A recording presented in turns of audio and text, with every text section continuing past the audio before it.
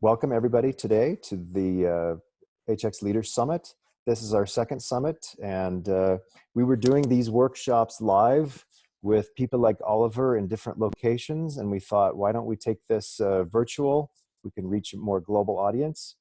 And so we started in June of this year with our first summit. We'll do this every quarter, and our goal is to bring you the very best examples that we can find of great employee, or as we call, human experience. I explained this in this first presentation last hour with Reza, that we rebranded the Employee Experience Leaders Network as the Human Experience Leaders Network, recognizing the fact that we're human beings at the center of all this, and we have feelings and emotions that often direct behaviors and things that we do, and design thinking is at the center of that.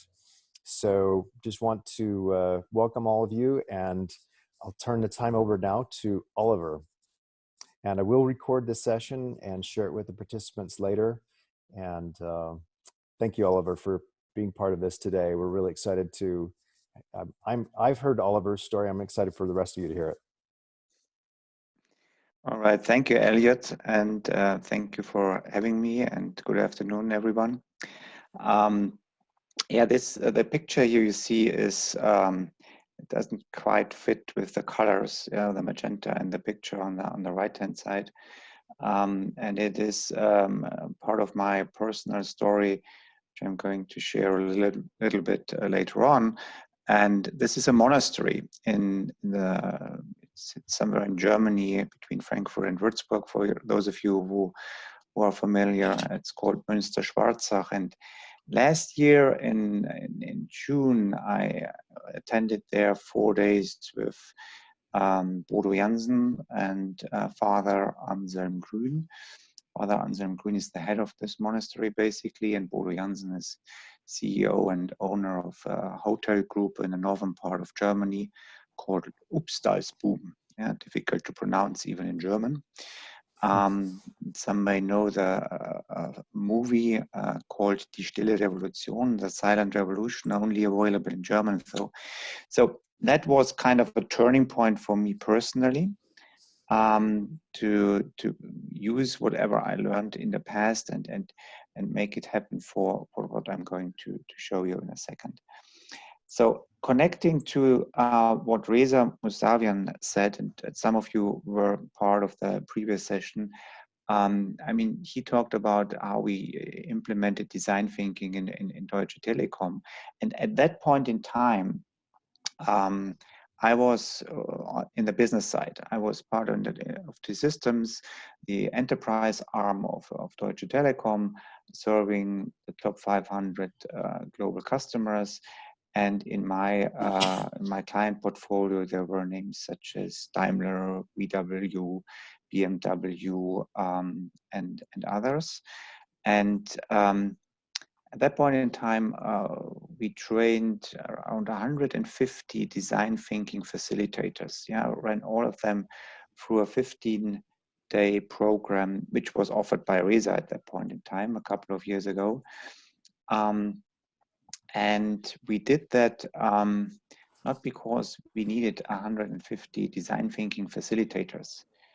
I mean, yes, it was good for them to have it, but at that point in time, I was convinced the essence of this design thinking is listening, understanding your customer, getting in the shoes of the client, and truly listening, yeah, and being open-minded, and all those things that you need if you want to rebuild a company and if you want to rebuild an organization. If I had asked people to join a change management seminar or workshop or series and be educated as a change manager, no one would have come. At that point in time, I said, well, let's do design thinking. So a lot of people wanted to come. So what we essentially got there was a group of people, not a small group, 150, able to run design thinking workshops, but also able to transform a large organizational unit. And at the end of this day, teaming up with our CEO, Adele, who then joined T-Systems, to come up with the picture that you see here.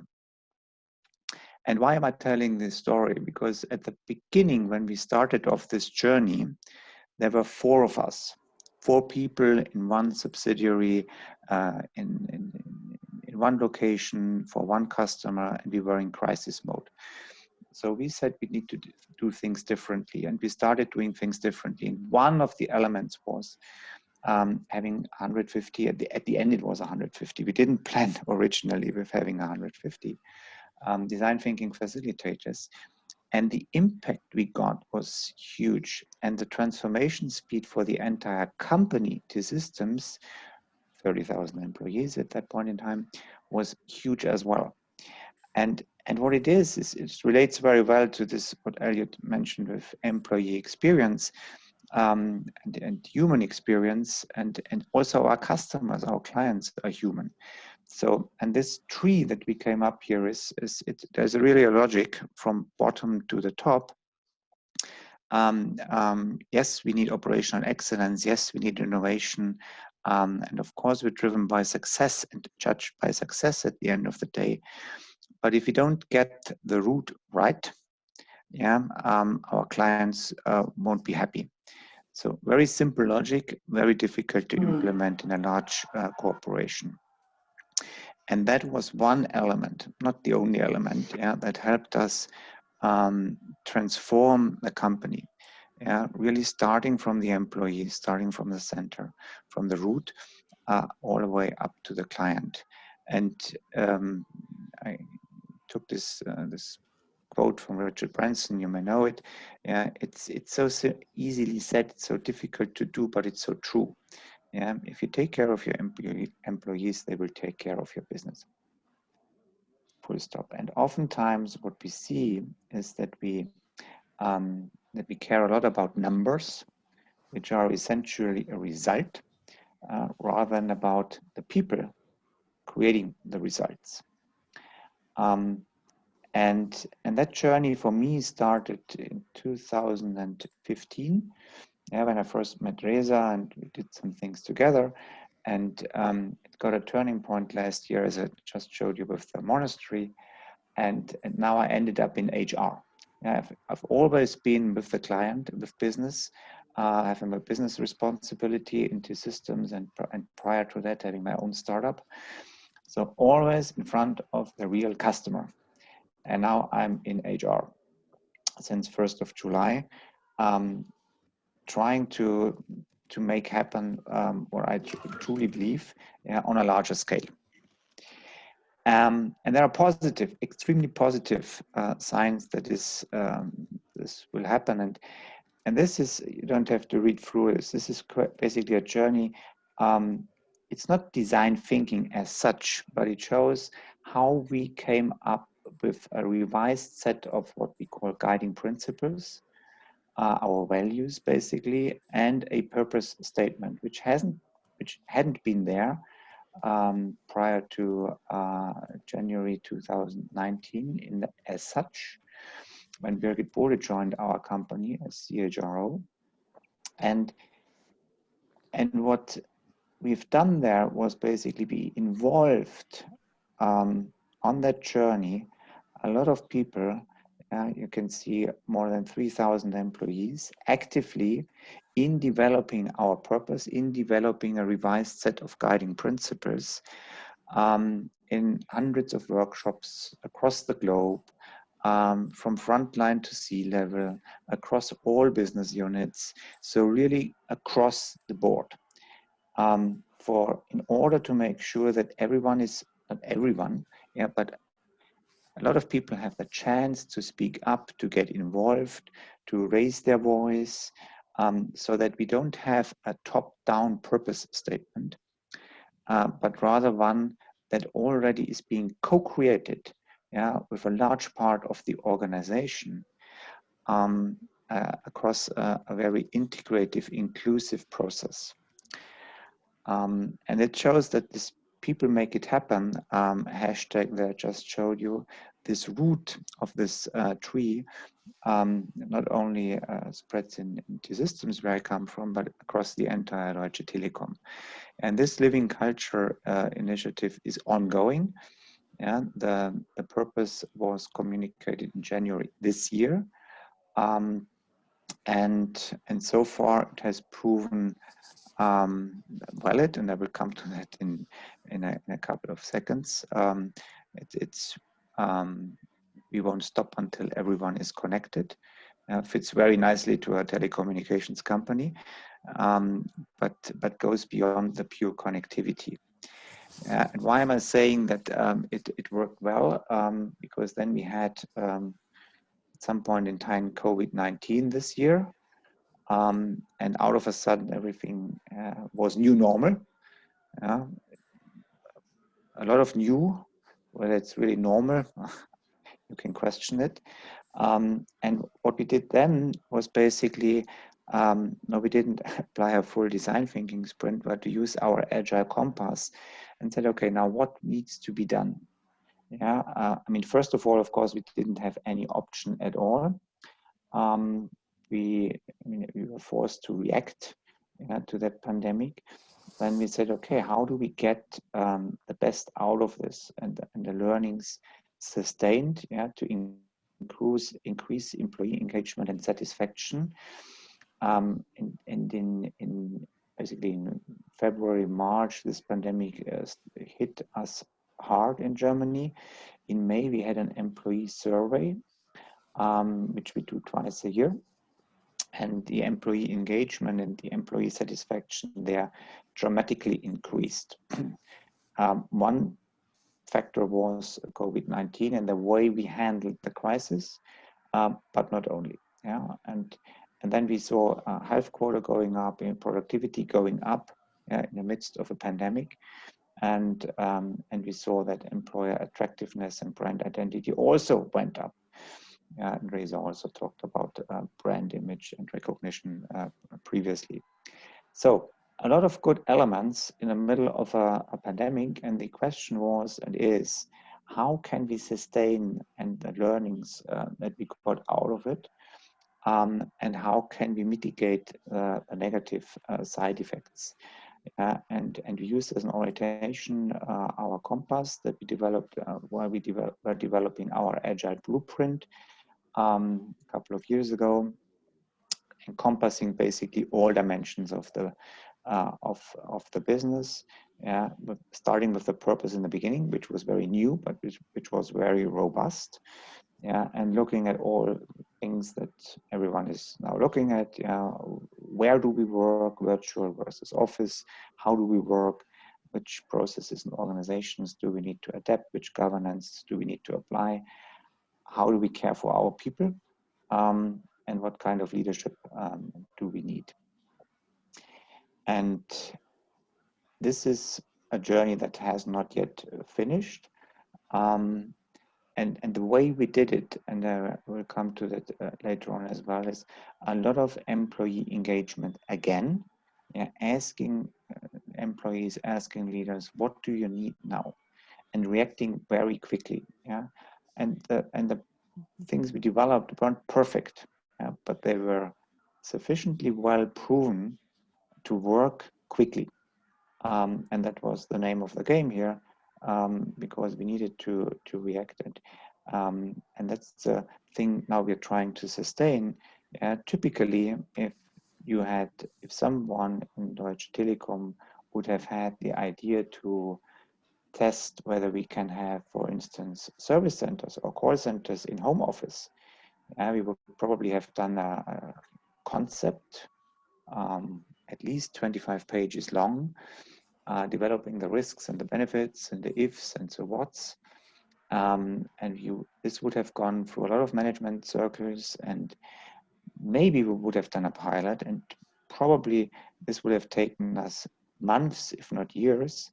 And the chances, maybe 50-50 that this would have gotten implemented. Now it took us 4 days.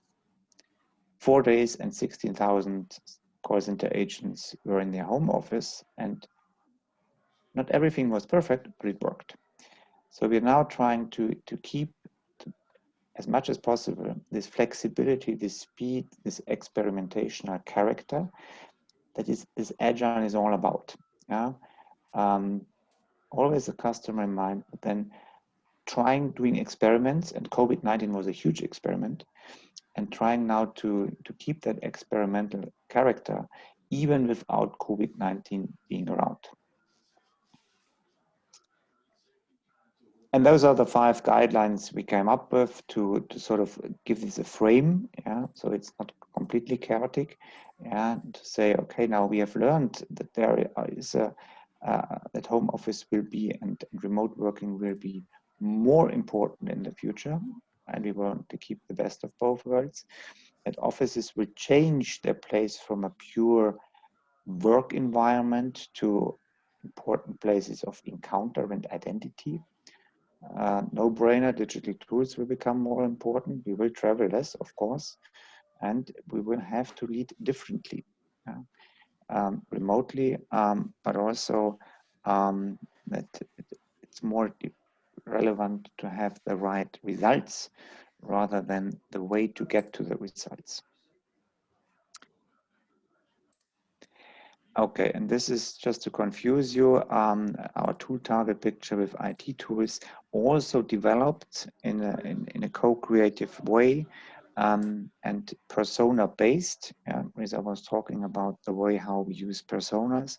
So this is basically one result coming out of those persona-based work, and now amended with the learnings that we have gotten out of this COVID-19 crisis. You can find behind each of those circles, you can find different personas, different needs, and the respective tools, which are more relevant for the left side, for the right side, for the individual space, and for the organizational space. And this will be dynamic, of course. So that's just one result. Another thing that we realized in the last couple of months is that social glue becomes more important in these virtual environments. And this is just a glance on formats we came up with very quickly, based again. I mean, you, me, and Rachel can jump in on my thing. Any question? No, I just think we have some background noise. Okay, Jason. try. I hope it doesn't disturb no too worries. much. Yeah, I've got a few minutes. So if anybody's not on mute, let's see. Okay, I'm muting people. Go ahead, Oliver. Okay, I will just go ahead. Thank you, Elliot. And those are just a few of those formats we came up with in order to keep that what we call social glue, because traditionally we SDT, in particular in Germany, have a DNA of being in the office. We are not a GitHub, which is a completely virtual company, but office has been important. And in order to make sure that regardless of where you are working from, in the office, remote, at the client side, or wherever, in a service center, or as a technician as a field service technician serving our customers, there's some sort of identity in social glue. There are many virtual formats and learning formats, all digital, or can be done asynchronously as well as synchronously. And you can find a lot of virtual up until that our famous on-site Christmas party is now being completely virtualized. Curious how that will be this year, different for sure. The bad thing is you won't have the chance to meet and greet many people in person.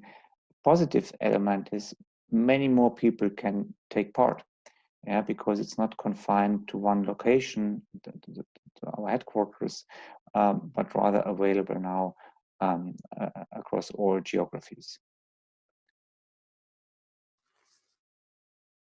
So then Now this is dense, and there will be a couple of pages to go deeper. I would like to share with you the experience from our design team. Yeah, we have one for the innovation part in Deutsche Telekom.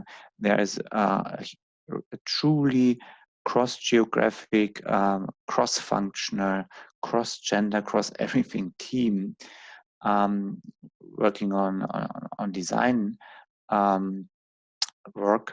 And they had the extra challenge that all of a sudden they couldn't travel anymore. Yeah, because all countries were in lockdown, borders were closed. So they had the challenge to truly do everything 100% remote, no hybrid. And what they tested, again, in iterative way, of course, even the things that we typically thought, you can't do them virtually as good as you can do them in presence. Yeah, for instance, quality with customer interaction here on the left-hand side. So they managed to have to transfer the physical opportunity, the physical encounter with a customer completely in a virtual environment, and creating a better customer experience. Even the results were at least as good, oftentimes even better. And that's striking, at least for the sales guys I was showing this to in our company. Yeah, they did a completely a design thinking sprint, completely remote. I will show you a picture later on. So in both types, you need a lot more prep work. Yeah, that's true. On the other hand, the results you get are at least as good. And in that design sprint environment, even you have a higher reach. Yeah, stakeholder participation was easier. You can draw into the expert from India because he didn't have to travel. So you really get the people you need for that sprint. So that makes it easier. However, you need more time, and that's a drawback. But it's possible. It's doable. Yeah. What they did is their typical team events, also completely virtual. 65 people, 3 locations, and they were engaged. They kept engagement level up, had a lot of fun, and I was part of one of their cooking evenings. It's really fun. I mean, they really did a great job there, and they had some more. Oh, sorry, that was a little bit too quick. I need to get this out. This remote visiting of customers and even getting into the shoes of the customer, what you have in the understanding phase and explore phase in design thinking. And I also put this into a virtual environment and in remote workshops, and also find interesting insights. So all of that, yeah, the team was able to do. And some learnings, you need to be better prepared. So you can't just do it spontaneously with comparable or better results at the end of the day. So it's worthwhile. There are advantages, of course. Traveling, you don't have to travel, and you can draw in the right people you need.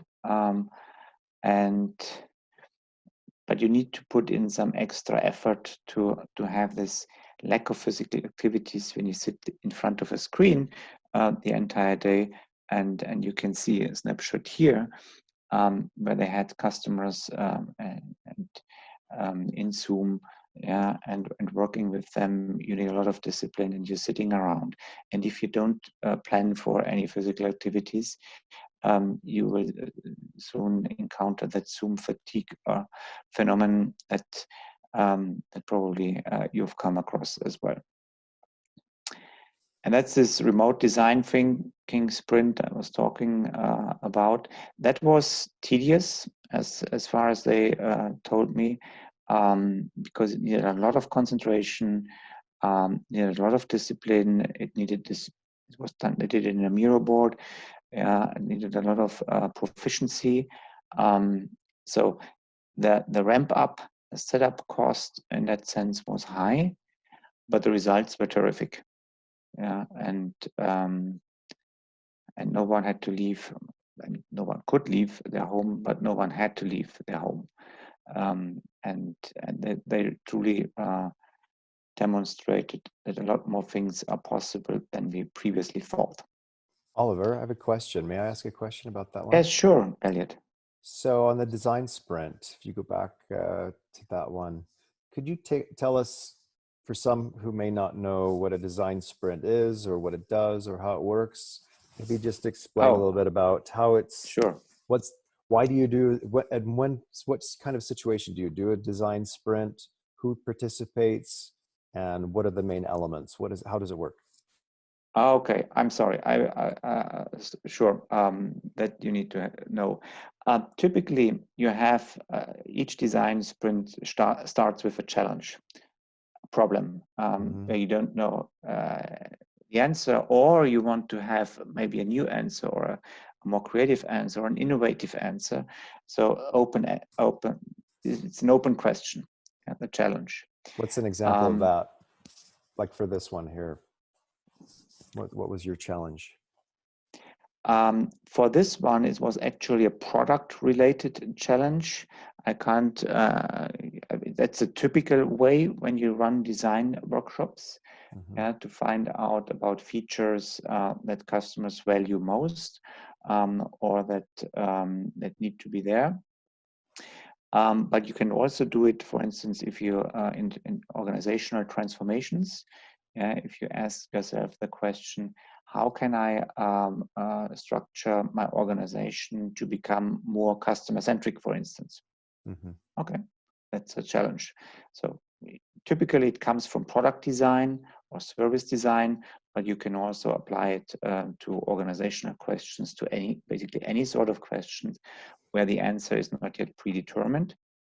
And what you typically then do is you set up a design team, typically, but not necessarily 12 people, plus minus, but that has always flexibility.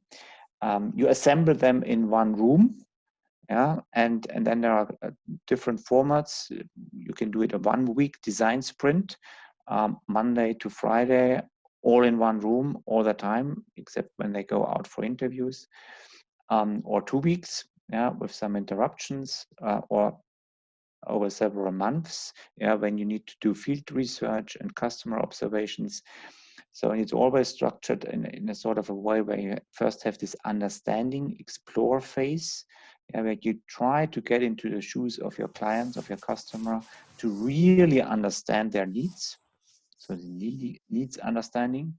Then there's another chunk where you come back with all those hundreds and thousands of needs that you observed one way or the other, and you try to condense them into a couple of handful true needs, most important needs, against which you then try to find prototypes.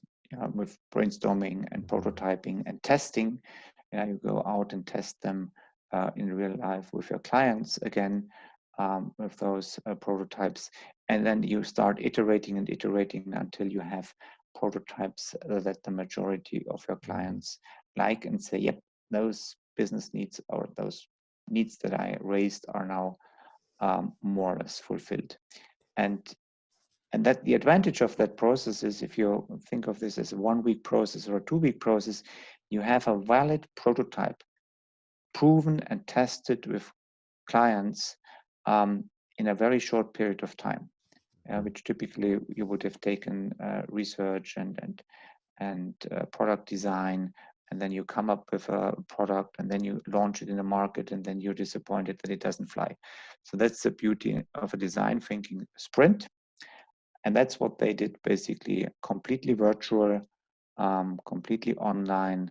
All the steps I just briefly described were now being done virtually without any client interaction, a true client interaction, physical client interactions, only by phone, and without any teams sitting in an office together. Thank you, Oliver. So one of one of the things that's a great advantage of design sprint is you get all of the necessary people in that team, right? So maybe could you just give a couple of examples of who might be in that design sprint team of these 12 people, and what are 2 or 3 examples of outputs, of outcomes? Yeah, I mean, Reza was talking about a few as well.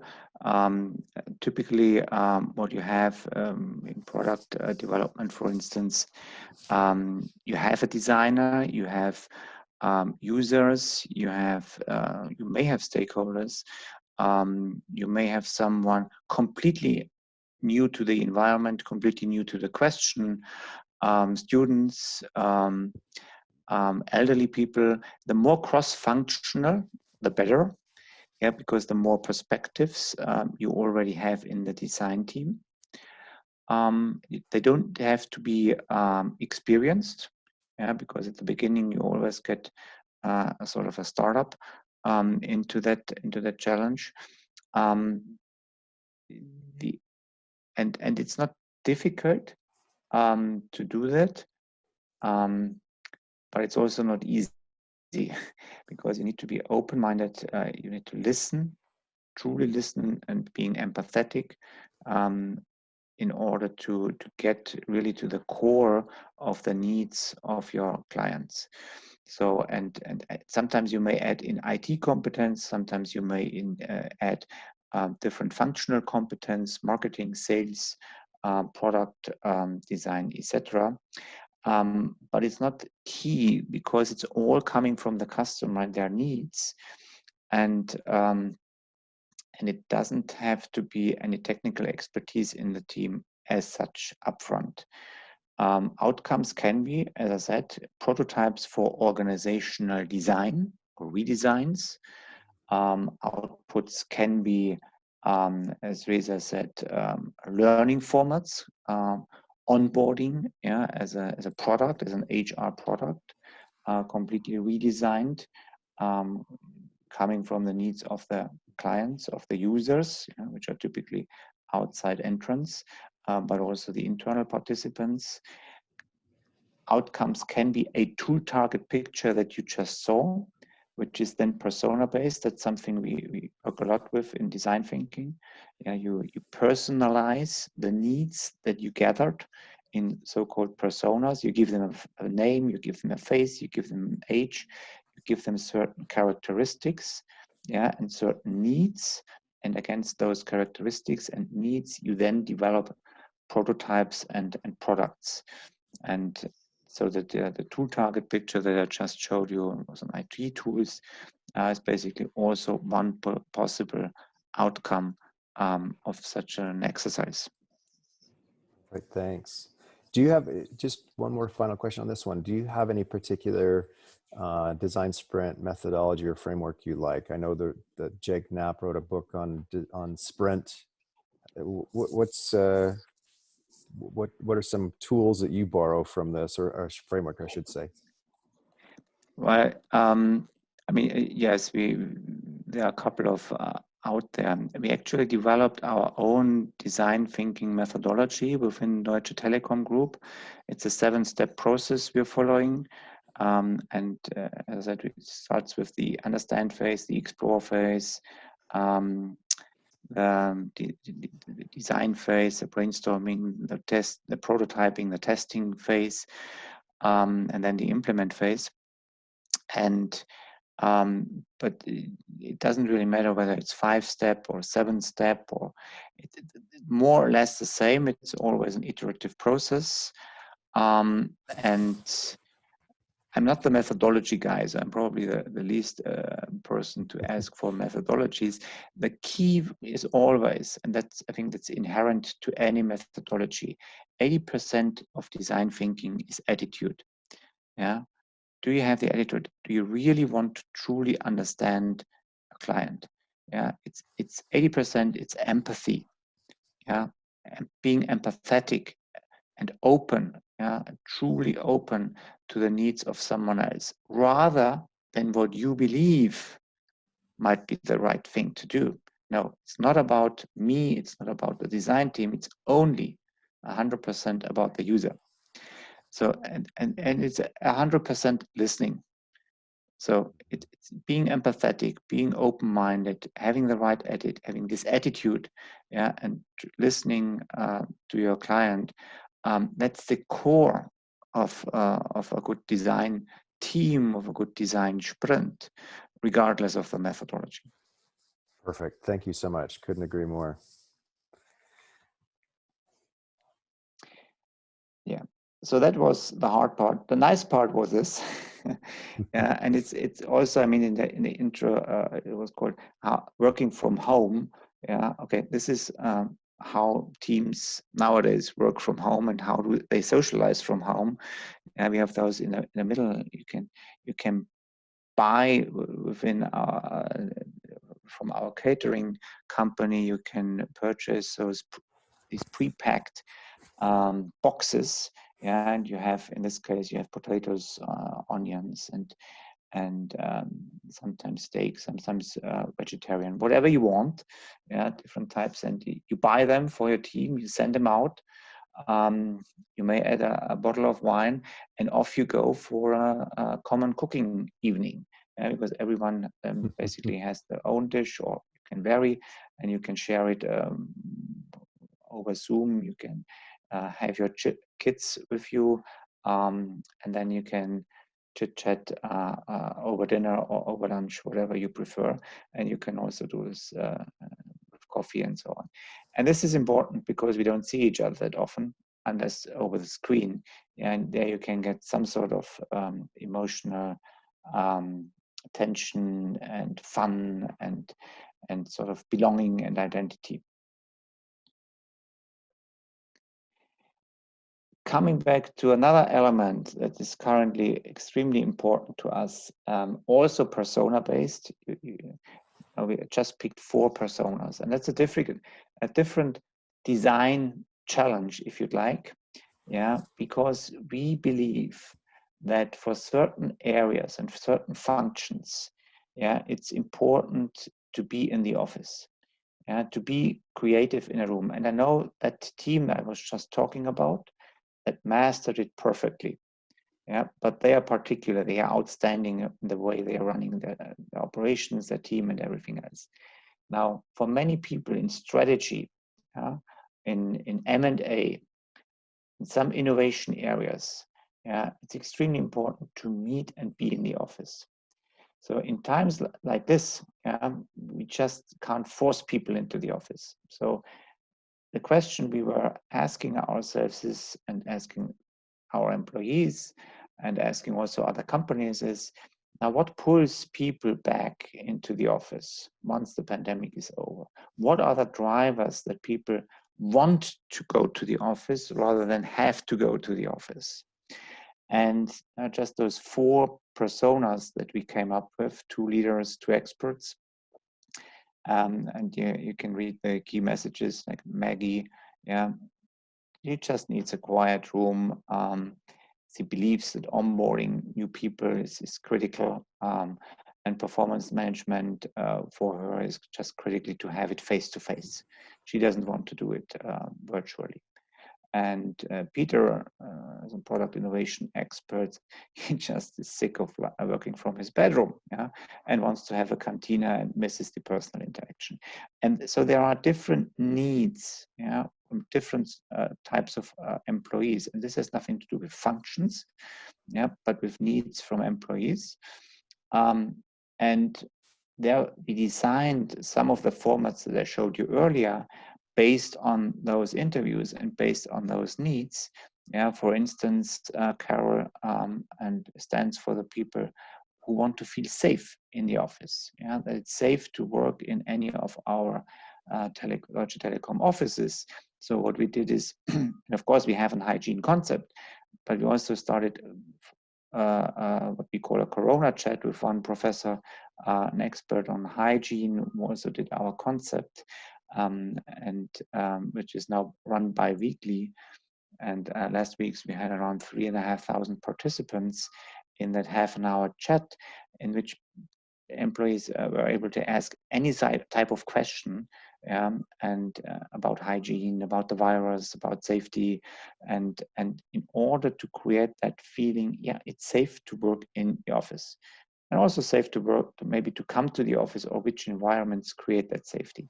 So those kind of formats are being developed based upon the needs that we identified out of those interviews and out of those research. And personally, I'm a physicist by education, so no presentation from me without Albert, my beloved and admired physicist. And this has always been true, and this is true today. And I'm keep saying this, unless we I mean, we won't solve the problems that we created with the same methods by which we created them. So let's try and test and find out new ways of working. That's the name of the tribe, new ways of working that I'm running. And Albert is my witness in that sense. Thank you very much. Thank you so much, Oliver. Fascinating presentation. Any questions from the group? You can either write them in the chat, or if you're able to unmute your mic and ask it in person. It's Gijs de Twee speaking. I found it quite interesting also the culture part, which was part of the first the section of the presentation, and having all of these conversations on a bottom-up defining approach. So I've seen that before. I'm just curious, how did you capture the insights to arrive on the desired culture? Not 100% sure whether I got it, but I'm trying to. We had a tool called Culturizer, because all those workshops that were run originally, and were one-day workshops with, on average, 20 to 30 participants in various locations across the globe. And the teams that were going there, they used that common framework, that tool called Culturizer, to come up with a map, cultural value map, after all, which sort of reflected then the global map of the values that were put into, at the end of the day, by the respective workshops groups. So there was a kind of an algorithm behind, as far as I know. It basically started off with free text, started off with sort of brainstorming, and then they nailed it down to more concrete elements, such as colleagues, for instance, turned out to be one of the most mentioned factors in those bottom-up workshops, as why do you get up in the morning? Because of my colleagues, typically. Yeah. Why do you get up in the morning? Second, I think, was recognition, as far as I recall. Yeah, and those kind of elements came out of this algorithmic-based Culturizer map. Great, Nice. thanks. That answered that.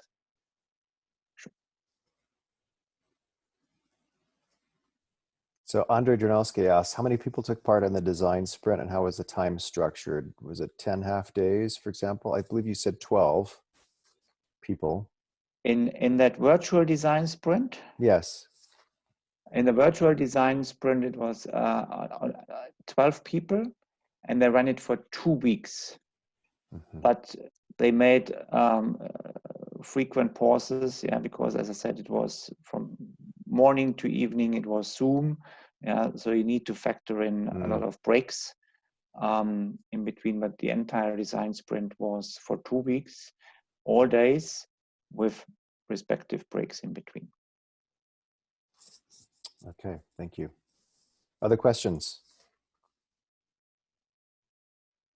So Stephanie Kanabe is asking, what's one thing you've been surprised by in the COVID shift and leveraging design thinking?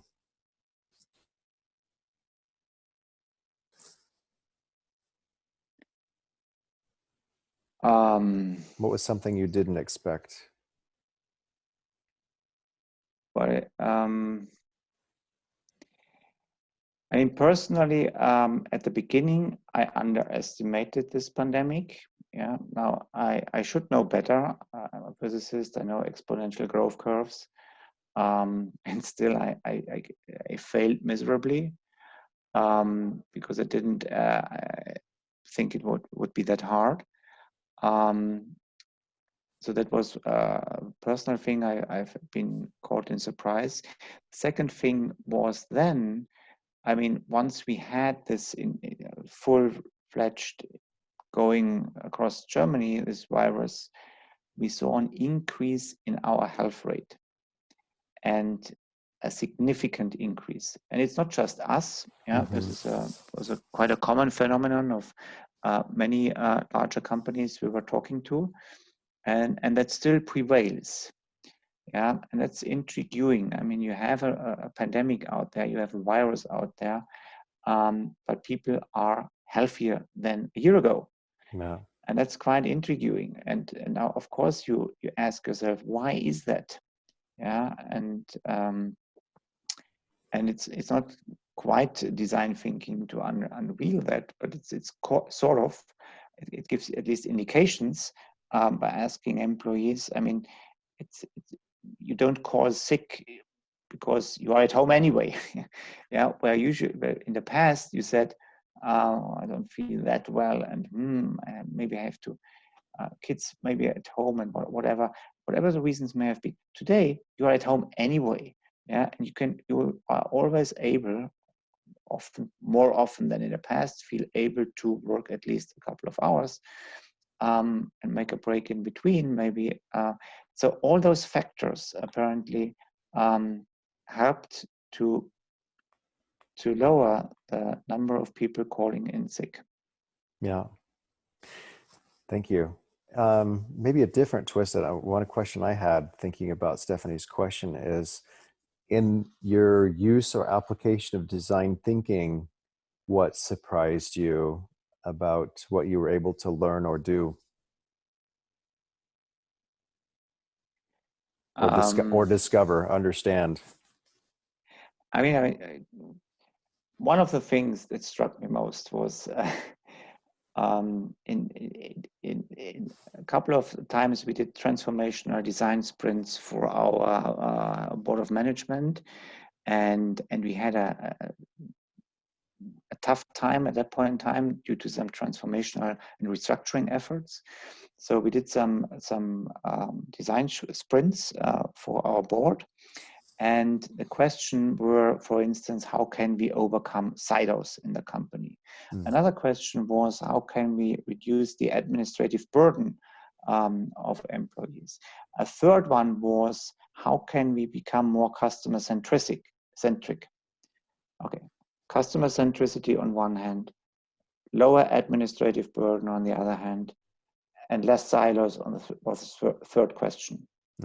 All three design sprints had one common prototype, one of them even twice, have one common target system. And this was quite surprising, yeah, because you start with three seemingly completely different questions, and you end up at one common theme, yeah, which seemed to be common to all those three topics. So if you implemented that one common theme, you could address three very different topics. That was quite intriguing. I didn't expect that at all. Yeah. Fascinating. Well, thank you so much, Oliver. We really appreciated you giving us these inside stories of how you've done this year and what you've learned. Thanks so much for everybody who's joined us today. We'd like to encourage any of you who would like to join us in our next session as well, and wish Oliver and all of you good luck with the design thinking and human experience work that you're doing. So thank you very much, and goodbye. And stay healthy. Bye-bye.